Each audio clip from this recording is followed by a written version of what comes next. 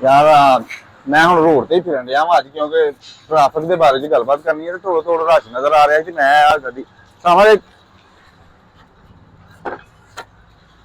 अस्सलाम वालेकुम जी। वालेकुम सलाम। साजी की हाल है? शुक्र अल्लाह का जी। ते साजी ऑनलाइन चलाते हो कि ऑफलाइन?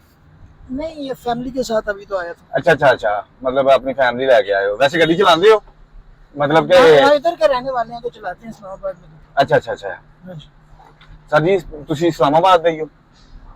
इस्लामाबाद के तो नहीं है, लेकिन इस्लामाबाद में रह रहे हैं पिछले 13-14 साल से। तो कौन सा इलाका है वैसे बेसिकल? बेसिकली तो पेशावर है। पेशावर से हैं आप? हाँ जी। अच्छा सर जी, ਅੱਜ ਨਾ ਅਸੀਂ ਪ੍ਰੋਗਰਾਮ ਕਰ ਰਹੇ ਸਾਂ, ਜਿਸ ਤਰ੍ਹਾਂ ਕਿ ਵੇਖ ਲਓ ਤੁਸੀਂ ਵੀ ਹੁਣ ਗੱਡੀ ਗੈਰ ਕਾਨੂੰਨੀ ਖੜਾ ਰਹੀ ਹੈ।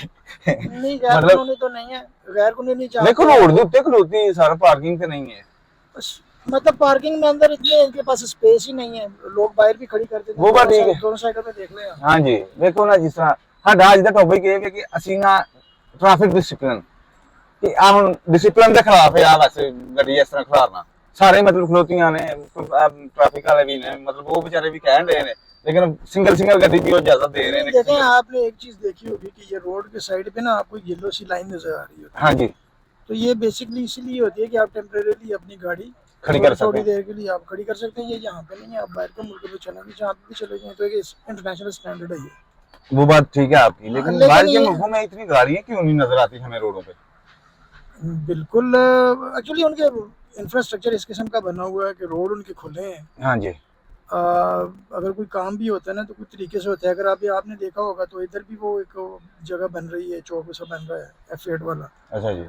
पीछे से भी बन रहे हैं, तो अब उधर की भी कुछ ट्रैफिक जो है जिसको इधर से आसान रास्ता लगता है वो रास्ता बंद है, तो वो इधर बीच में से जा रहे हैं, तो इस वजह से शायद कुछ रश तो है।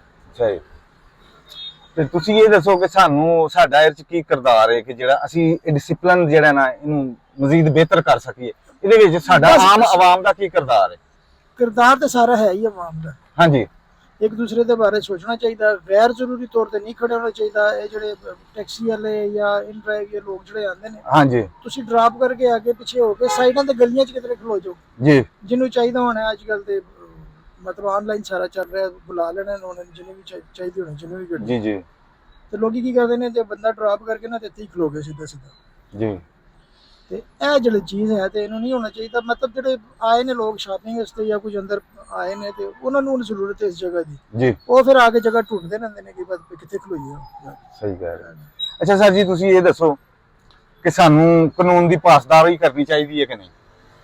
ਇਹ ਤੇ ਟ੍ਰੈਫਿਕ ਦੇ ਰੂਲਾਂ ਦੇ ਮੁਤਾਬਕ ਜਿਹੜੇ ਇਸ ਬਗੈਰ ਤਾਂ ਫਿਰ ਹੋਣਾ ਹੀ ਨਹੀਂ ਨਾ ਤੇ ਜਗ੍ਹਾ। ਅਸੀਂ ਇੰਜ ਸਵਾਬ ਦਾ ਕੰਮ ਸਮਝਨੇ ਆ ਕਿ ਜਿਹੜਾ ਨਾ ਕਾਨੂੰਨ ਦੀ ਖਿਲਾਫਵਰਜ਼ੀ ਇਹ ਆਵਾਮ ਅਗਰ ਤੁਸੀਂ ਤੱਕ ਲਓ ਨਾ, ਮੋਟਰਵੇ ਤੇ ਜਾਏਗੀ ਨਾ ਡੰਡੇ ਦੀ ਆਵਾਮ ਹੈ। ਹਾਂਜੀ, ਮੋਟਰਵੇ ਤੇ ਜਾਏਗੀ ਨਾ ਇਹਨਾਂ ਡਿਸਪਲਿਨ ਆ ਜਾਂਦਾ ਹੈ, ਡਿਸਪਲਿਨ ਆ ਜਾਂਦਾ ਹੈ, ਇਸ਼ਾਰੇ ਲਾਣੇ ਸਾਰਾ ਕੁਝ ਕਰ ਲੈਂਦੇ ਨੇ। ਹਾਂਜੀ। ਤੇ ਜਦੋਂ ਸ਼ਹਿਰ ਦੇ ਅੰਦਰ ਆਉਂਦੇ ਨੇ ਤੇ ਇਹੀ ਲੋਕ ਹੁੰਦੇ ਨੇ ਜਿਨ੍ਹਾਂ ਦੇ ਤੌਰ ਤਰੀਕੇ ਹੀ ਬਦਲ ਜਾਂਦੇ ਨੇ। ਹਾਂਜੀ, ਸਹੀ ਕਹਿ ਰਹੇ ਹੋ ਤੁਸੀਂ। ਤੇ ਹੋਰ ਕੋਈ ਆਵਾਮ एहसास नहीं, एक दूसरे का एहसास नहीं, बस और कोई मसला एहसास नहीं है। तो दूसरा ਸਾਨੂੰ सिर्फ अपनी अपनी पई है, अपनी नफ्सा नफसी ਨਫਸਾ ਨਫਸੀ ਹੈ ਕਿ मतलब ਸਾਨੂੰ ਕੋਈ ਅਹਿਸਾਸ ਨਹੀਂ ਹੈ। मतलब ਤੁਸੀਂ ਵੇਖੋ ਜਿਵੇਂ ਹੁਣ ਆ ਗੱਡੀਆਂ ਖਲੋਤੀਆਂ ਨੇ, ਖੁਦਾ ਨਾ ਖਾਸਤਾ ਕੋਈ ਹਾਦਸਾ ਹੋ ਜਾਂਦਾ मतलब ਰੋਡ ਤੇ ਇਹਨਾਂ ਨੂੰ ਦੌੜਨ ਦਾ ਰਸਤਾ ਵੀ ਨਹੀਂ ਮਿਲਣਾ। ਹਾਂਜੀ, ਤੇ ਇਹਨਾਂ ਹਾਦਸਿਆਂ ਤੋਂ ਬਚਣ ਵਾਸਤੇ ਸਾਨੂੰ ਕਾਨੂੰਨ ਦੀ ਪਾਸਦਾਰੀ ਕਰਨੀ ਚਾਹੀਦੀ कानून है। की पासदारी भी करनी चाहिए, लेकिन कानून वाले ਨੂੰ ਥੋੜਾ ਨਾ ਅੱਗੇ ਤੱਕ ਉਹ 5-6 ਖਲੋਤੇ ਨੇ ਉਧਰ ਗੱਪ ਲਾ ਰਹੇ ਨੇ, 5-6 ਉਹ ਪਿੱਛੇ ਉਹ ਲਿਫਟਰ ਦੇ ਕੋਲ ਖਲੋਤੇ ਗੱਪ ਲਾ ਰਹੇ ਨੇ। ਹਾਂਜੀ ਬਈ ਤੁਹਾਡਾ ਕੰਮ ਹੈ, ਤੁਹਾਨੂੰ ਤਨਖਾਹ ਇਹਦੀ ਮਿਲਦੀ ਹੈ ਕਿ ਤੁਸੀਂ ਆ ਇਹਨਾਂ ਨੂੰ ਸਿੱਧਾ ਕਰਾਓ। ਹਾਂਜੀ, ਤੁਸੀਂ ਦੇਖੋ ਜਿਹੜਾ ਬੰਦਾ ਗੈਰ ਜ਼ਰੂਰੀ ਤੌਰ ਤੇ ਬੈਠਾ ਉਹਨੂੰ ਕਿ ਭਾਈ ਸੱਜੇ ਖੱਬੇ ਲੈ ਜਾ ਗੱਡੀ, ਤੂੰ ਤੇ ਗੱਡੀ 'ਚ ਬੈਠਾ ਤੈਨੂੰ ਬੁਲਾ ਲੈਣਗੇ ਤੇਰੇ ਘਰ ਲੈ ਕੇ ਆਏ, ਜਿਸ ਤਰ੍ਹਾਂ ਮੈਂ ਖਲੋ ਗਿਆ ਇੱਥੇ। ਹਾਂਜੀ। ਤੇ ਅਗਰ ਆਵਨ ਉਹਨਾਂ ਨੇ ਤਾਂ ਉਹਨਾਂ ਦਾ ਕੰਮ ਹੈ ਨਾ ਕਿ ਭਾਈ ਕਿਉਂ ਖਲੋਤੇ ਆ, ਪੁੱਛੋ ਨੂੰ।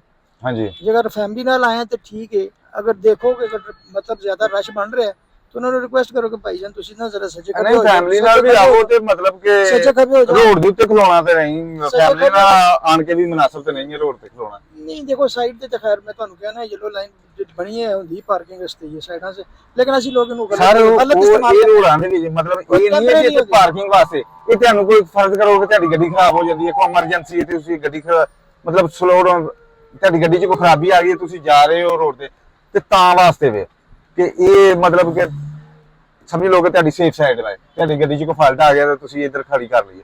ਇਹ ਨਹੀਂ ਹੈ ਕਿ ਤੁਸੀਂ ਇਹਨੂੰ ਪਾਰਕਿੰਗ ਬਣਾ ਲਓ। ਪੱਕਾ ਖੜੇ ਕਰਕੇ ਹਾਂਜੀ। ਬਕਾਇਦਾ ਸਾਈਨ ਹੋਣੇ ਚਾਹੀਦੇ ਨੇ। ਤੁਹਾਨੂੰ ਕਿਧਰੇ ਸਾਈਨ ਨਜ਼ਰ ਆ ਰਿਹਾ ਨੋ ਪਾਰਕਿੰਗ ਦਾ? ਬਾਹਰ ਦੇ ਮੁਲਕਾਂ ਤੁਸੀਂ ਚਲੇ ਜਾਓ ਨਾ ਤੇ ਸਾਈਨ ਹੁੰਦੇ ਨੇ, ਅਗਰ ਕਿਸੇ ਨੇ ਪਾਰਕ ਕਰਨੀ ਹੁੰਦੀ ਗੱਡੀ ਨਾ ਉਹਦੇ ਚ ਵਿਚਕਾਰ ਉਹਨਾਂ ਨੇ ਕੁਆਨ ਪਾਏ ਦੇ ਨੇ, ਹਾਂਜੀ ਕੁਆਨ ਪਾਏ ਕਿ ਭਾਈ ਮੈਂ 5 ਮਿੰਟਾਂ ਸਿੱਖ ਲੈਣੀ ਹੈ, 1 ਘੰਟੇ ਸਿੱਖ ਲੈਣੀ, ਉਹ ਬਕਾਇਦਾ ਗਵਰਨਮੈਂਟ ਉਹਦੇ ਤੇ ਚਾਰजेस ਲੈਂਦੀ ਹੈ। ਸਹੀ ਕਹਿ ਰਹੇ ਹੋ। ਇੱਥੇ ਸਿਸਟਮ ਹੀ ਨਹੀਂ। ਹਾਂਜੀ ਇਹ ਗੱਲ ਤੁਹਾਡੀ ਠੀਕ ਹੈ।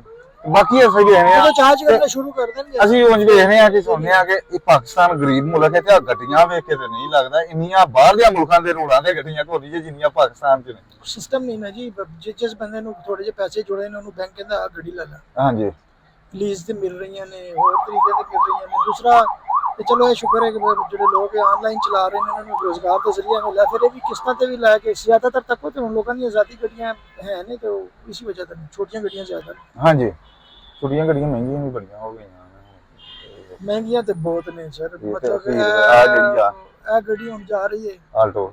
ਹਾਂਜੀ, ਇਹਨੂੰ ਤੁਸੀਂ ਮੁੱਕਾ ਮਾਰੋ ਨਾ ਤੇ ਇਹਦੇ ਤੇ 10 ਡੰਡ ਪੈ ਜਾਣ, ਅੱਛਾ ਜੀ। ਲੇਕਿਨ ਪਤਾ ਕਰੋ ਤੇ ਇਹ ਵੀ 25-30 ਲੱਖ ਰੁਪਏ ਦੀ ਗੱਡੀ ਚੱਲ ਰਹੀ ਹੈ। ਤੇ ਤੁਹਾਡੇ ਕੋਲ ਕਿੰਨੇ ਮਾਡਲ ਹੈ? ਮੈਂ ਤੇ ਇੱਕ ਪੁਰਾਣਾ ਜਿਹਾ ਮਾਡਲ ਰੱਖਿਆ 6-7 ਮਾਡਲ। ਹਾਂ ਇਹ ਕਿੰਨੇ ਦੀ ਹੋਏਗੀ? ਇਹ ਵੀ ਮਾਰਕੀਟ 'ਚ ਹੈ 6-7 ਲੱਖ ਰੁਪਏ ਦੀ। 6-7 ਲੱਖ ਰੁਪਏ ਦੀ? ਨਹੀਂ ਠੀਕ ਹੈ, ਮਤਲਬ ਮਾਸ਼ਾਅੱਲਾ ਸਹੀ ਹੈ ਜੀ। ਮੇਨਟੇਨ ਹਾਂ ਉਹ ਰੱਖਣੀ ਪੈਂਦੀ ਹੈ ਫੈਮਿਲੀ ਦੇ ਕਰਕੇ। ਚਲੋ ਸਰ ਬਹੁਤ ਸ਼ੁਕਰੀਆ, ਤੁਹਾਡੇ ਨਾਲ ਗੱਲਬਾਤ ਕਰਕੇ ਬਹੁਤ ਅੱਛਾ ਲੱਗਾ, ਤੁਹਾਡੀ ਰਾਏ ਜਾਣ ਕੇ ਸਾਨੂੰ ਬਹੁਤ ਅੱਛਾ ਲੱਗਾ। ਤੁਹਾਡਾ ਸ਼ੁਕਰੀਆ। ਤੇ ਕੋਈ ਆਵਾਮ ਵਾਸਤੇ ਪੈਗਾਮ ਦੇਣਾ ਚਾਹੋ? ਬਸ ਇੱਕ ਦੂਸਰੇ ਦਾ ਅਹਿਸਾਸ ਕਰਨ, ਆਪਣੀਆਂ ਜ਼ਿੰਮੇਵਾਰੀਆਂ ਨੇ ਹਰ ਬੰਦੇ ਦੀਆਂ ਨੇ, ਅਗਰ ਉਹੀ ਪੂਰੀਆਂ ਕਰ ਲੈਣ ਤੇ ਕਾਫੀ ਹੈ। ਸਹੀ ਕਹਿ ਰਹੇ, ਬਹੁਤ ਸ਼ੁਕਰੀਆ, thank you so much sir. ਤਸਵੀਰ ਲੈਣੀ?